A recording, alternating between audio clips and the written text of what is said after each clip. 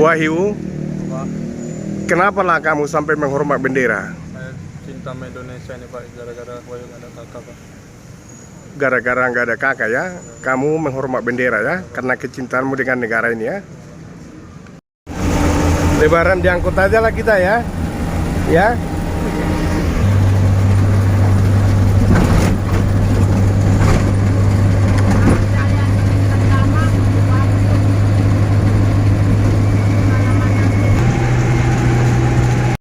Selamat malam, Mang. Perihal tadi yang kita urus itu bagaimana kelanjutannya sebenarnya, Mang? Oh, anak yang tadi, Iya, Mang. yang kita dampingi sampai sore. Sampai sore tadi, karena saya juga ikut lapangan juga. Oke, sebenarnya itu masalah klasik sebenarnya. Kalau mau negara ini atau pemerintah mau menyelesaikan persoalan warga miskin ya, karena dia adalah keluarga rentan ya. Sedari awal saya temukan kasus itu, dia adalah dari keluarga broken home. Artinya ayahnya kita duga menikah. Bapaknya itu sampai sekarang kita tidak tahu di mana berada ya kan. Iya. Ibunya sendiri juga begitu ya. Dan kita tidak tahu bagaimana proses mereka hingga tidak punya kakak. Tapi saya lihat ada kakak ibunya pada tahun zaman tak enak lah ini ya, kelahiran tahun 1983. Cuman ibunya berdomisili di Kelurahan Tanjung Gustamedan. Ya. Sementara anak itu tadi berdomisili di desa Kelamber 5 Kebun ya. Sebenarnya tadi siang pun saya sudah terharu dong gitu ya, melihat bagaimana pelayanan mereka di Cicapil ya, di loket pelayanan ya. Saya tidak menyalahkan pemerintah dan tidak menyalahkan siapapun, tapi ada sedikit keganjalan, kerancauan ketika melihat sikap pelayanan mereka ya. Yang pertama, sewaktu masyarakat itu sudah datang di Cicapil, seharusnya mereka menyambut dengan baik. Bukan banyak kali bertele-tele pertanyaan ya. Ini kan sudah kita format ya. Bahkan dia sudah membuat surat pernyataan di atas materai cukup bahwa dia tidak memiliki kakak, kan gitu kan? Iya. Nah, yang kedua persoalannya sebenarnya, mau saja masyarakat itu mengurus kakaknya, pemerintah sudah harus berterima kasih, ya kan? Iya. Masa ditanya kakak neneknya, kakaknya buyutnya, kan ada apa sebenarnya? Si anak itu tadi sudah menyerahkan diri kepada pemerintah. Inilah aku, uruslah aku gitu kan. Tapi pemerintah sepertinya melakukan pembiaran ya. Kenapa saya bilang itu melakukan pembiaran? Karena pemerintah di Cicapil, Deli Serdang tidak punya progres. Tidak punya progres. Bagaimana supaya betul-betul warga rentan yang ada selama ini kita tangani, mereka jemput bola tidak ada ya. Mereka tidak mau membuat suatu edaran atau komitmen bagaimana untuk jemput bola masyarakat miskin yang rentan ya. Ini rentan ya. Termarginalkan. Mereka melakukan pembiaran gitu ya. Pemerintah melakukan pembiaran kepada masyarakat miskin gitu ya. Sementara kita lihat di TikToknya Direktur Jenderal Kependudukan dan Pencatatan Sipil di Jakarta ya. Inilah pelayanan yang membahagiakan masyarakat. Kita miris loh. Seharusnya jangan dibuat ucapan-ucapan seperti itu yang menyakitkan hati rakyat gitu ya. Hati rakyat terluka loh gitu ya. Hati rakyat betul-betul terluka. Mereka menggadang-gadang bahwa inilah pelayanan yang membahagiakan masyarakat. Terluka loh gitu ya. Padahal implementasinya di daerah tidak seperti itu. Tidak seperti itu. Iya. Implementasi dari program Nawacita itu sebenarnya negara hadir ketika rakyat membutuhkan gitu ya. Pernah kalau nggak salah 3 tahun 4 tahun lalu ya, kalau nggak salah ya, Pelaksana Tugas Kependudukan dan Pencatatan Sipil Provinsi Sumatera Utara, Bapak Ismail Sinaga ya. Bapak Ismail Sinaga pernah mengatakan begini, kalau bisa masyarakat itu sekali datang ke dinas kependudukan, tak usah 2 kali gitu ya. Ini yang ditangani oleh Yayasan Peduli Memberi Sejahtera berkali-kali. Ada semacam satu diskriminasi gitu. Semacam diskriminasi kepada warga marginal gitu ya. Padahal temuan saya bisa kita buktikan, baik di pengadilan saya siap ya. Bisa kita buktikan bahwa mengurus KK di Deli Serdang tanpa hadir orang yang bisa melalui WhatsApp. Makanya kita mau buat statement di media nanti barangkali bahwa ASN di Sucapil Deli Serdang itu juga diduga ya merangkap jadi calo gitu ya. Kita kembali kepada persoalan yang tadi bahwa sejak tadi pagi naik angkot saja saya sudah miris gitu melihatnya ya. Sampai di Sucapil saya menangis loh. Sewaktu siap dia diperiksa berkasnya mau makan siang lah ini tadi ya. Dia tunjukkan sama saya, inilah uangku 6.000 lagi. Kata betul. Aku minum air tebulah. Istrinya berkenyang aku gitu kan. Hati saya betul-betul menangis loh. Saya bilang, bodoh kau. Jangan kau gitu ngomong. Aku bilang kan, ayo ke makan bersama. Ayo kita makan bersama, aku bilang. Ya, semua yang satu angkot tadi, ayo makan bersama. Saya UB Pasar Ibu menanggulangi, aku bilang. Masih kaya kok Tuhan, aku bilang. Jadi sampai sore, sampai siang lah ya, siang habis jam 2, berkas ini dibawalah kepada kepala seksi. Kepala seksi adalah penentu kebijakan. Yang seharusnya memberikan solusi. Memberikan solusi, Iya, solusi. Karena Okay? yang datang ke sini sama sekali tidak tahu lagi harus berbuat apa, gitu kan? Emang kan? Bukan hanya tidak tahu berbuat apa, memang tidak memahami. Tidak memahami Tidak memahami. birokrasi yang ada di negeri ini. Birokrasi kan, yang gitu. ada di negeri ini gitu Iya. ya. Tapi mungkin juga lah aku rasa karena UB Pasar Ibu yang mengirim, mereka bersulit. Karena Ya. dugaan saya ya, Iya. dugaan sementara ini UB Pasar Ibu dapat duit dari sini kan gitu. Jadi sebenarnya terpulang kepada persoalan tadi, bayangkanlah dengan uang 6.000 dia ada tunjukkan sama saya. Saya miris loh melihatnya. Saya miris.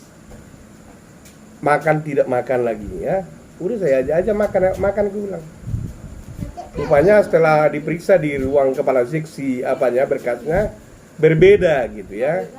Di surat pengantar dari desa Kelamber 5 Kebun dibuat kelahirannya di Tanjung Gusta. Karena kebiasaannya aparatur di desa Kelamber 5 Kebun itu cuek dengan persoalan orang miskin. Padahal jelas dan nyata di form, di formulir yang ditandatangani yang bersangkutan bahwa dia benar lahir di Medan ya. Lahir di Medan. Lahir di Medan, namun tidak memiliki kakak dengan KTP gitu ya. Tapi di Tanjung Gusta, di Kelamber 5 Kebun dibuat kelahiran di Tanjung Gusta. Mereka tidak memeriksa berkas gitu ya. Karena apa? Karena dugaan kita ya, ini dugaan ya, bahwa karena orang miskin tadi tidak memberikan UPT kepada petugas di Kelamber 5. di desa Kelamber 5 ya. Sesuai dengan temuan kita selama ini, asal kita memasuki kantor di Maktub selalu ada transaksi uang. Itu dugaan kita barangkali ya. Kita menduga hal seperti itu karena tidak pernah orang miskin memberikan uang. Karena selalu ada transaksi uang gitu ya. Saya telepon kepala desanya by phone ya. Masa selevel kepala desa tidak mampu mengambil kebijakan? Yang diminta di Sucapil ketik aja balik. Ketik balik. Bisa kok. Tapi sayang ya. Pihak desa Kelamber 5 tidak mau repot dengan mengurusi orang miskin. Mereka tidak mau ribet mengurusi orang miskin gitu ya. Sehingga pulanglah si anak tadi gigi jari ya. Pulang tanpa membawa hasil. Saya tidak tahu entah sampai kapan itu bisa diurusnya. Soalnya dia tidak punya uang lagi. kebetulan tadi dia apa namanya di Dukcapil sekretaris kependudukan bilang, saya sudah sampaikan, ibu tolonglah, ini nggak punya ongkos, nggak punya uang, kalau nggak ada uangnya aku nanti bayar, katanya. Udahlah, sampai situ aja. Berarti prosesnya belum ada sampai sekarang seperti itu ya Pak ya? Ya nggak ada lah, gigi jari lah pulang. Padahal pekerjaannya tahu, Apa tukang sih? bangunan yang kocok-kocok bangunan. Aku nggak tahu entah makan itu keluarga. Dia udah menikah dengan istrinya, ya kan? Nggak tahu di mana bagaimana proses pernikahan itu kok bisa menikah gitu, tanpa ada ikatan gitu. Saya nggak tahu ya. Itulah kelemahan negara kita. Itulah kelemahan pemerintah kita gitu. Kalau bisa dipersulit, untuk apa dipermudah? Iya. Kalau bisa dipersulit, untuk apa dipermudah? Itu moto mereka gitu. Jadi kasihan warga masyarakat itu gitu ya. Tapi mudah-mudahan ke depannya, saya pikir begini aja, kita akan buat satu statement, kita akan undang lagi kepala dinas kependudukan dan provinsi, karena mereka asal ngomong aja asbun. Selagi dia di Sumatera Utara akan kami urus, katanya. Bohong.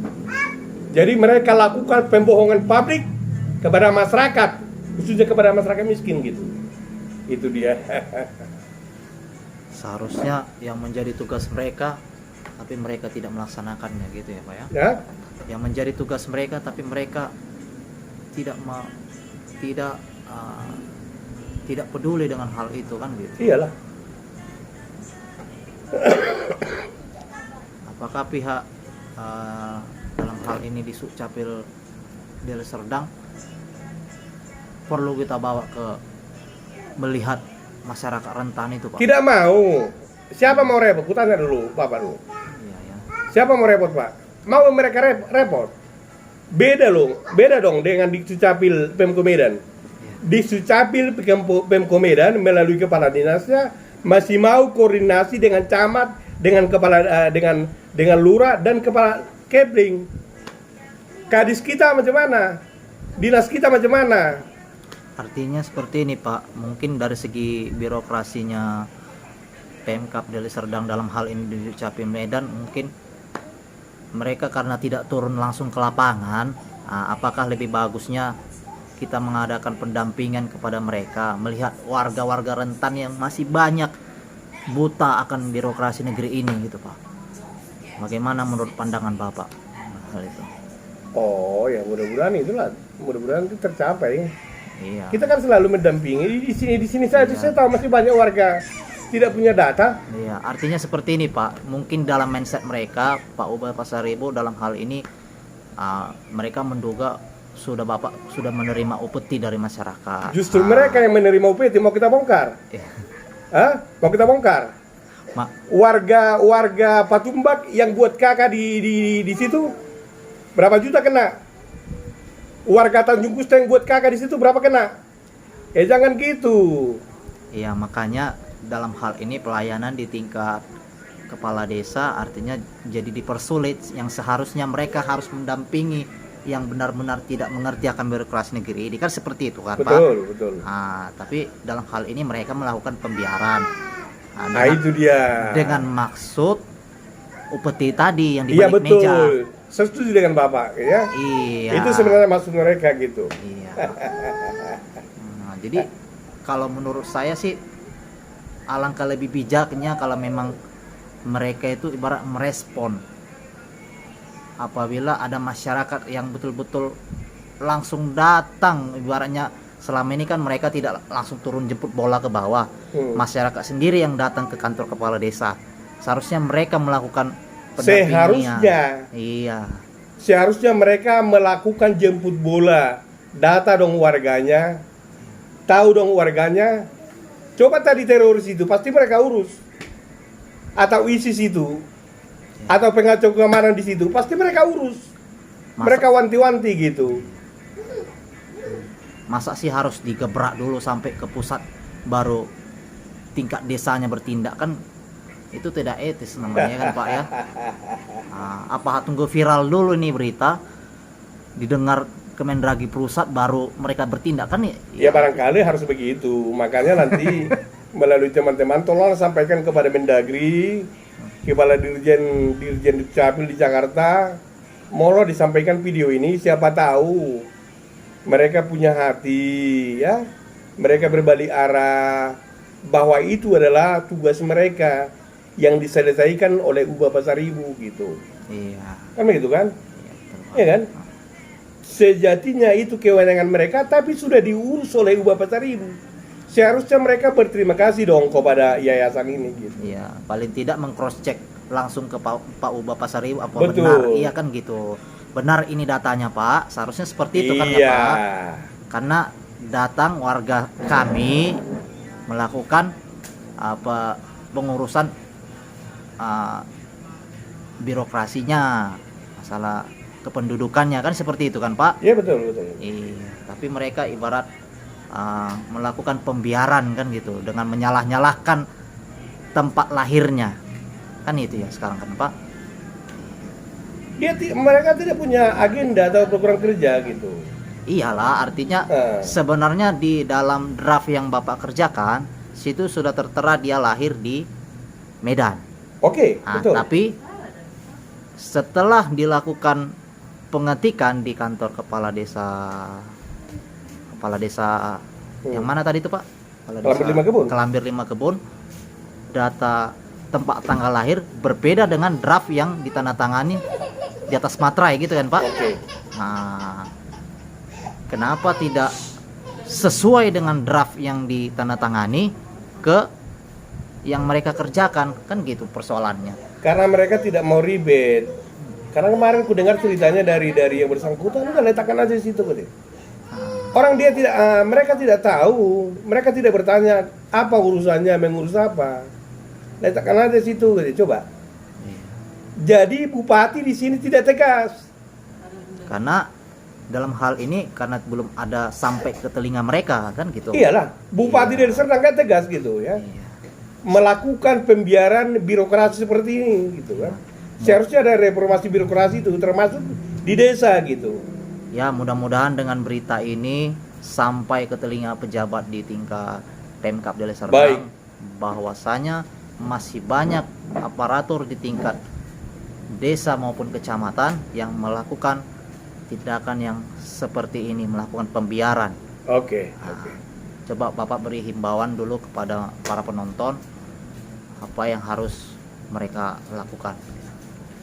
Oke, kita kan closing statement lah, artinya gini, kita mohon atau himbau kepada teman-teman yang memberi hati, mohon dukungannya buat perjalanan yayasan ini karena selalu bersama dengan kaum marginal, mengurus, mendampingi. Kami terus selalu ke lapangan melihat, mendengar dan merasakan betapa sulitnya masih mereka mendaftar jadi warga negara Indonesia. Mohon teman-teman jangan lupa like and share dan subscribe di YouTube Suara Marginal Indonesia. Selamat malam. Selamat malam kembali, Pak.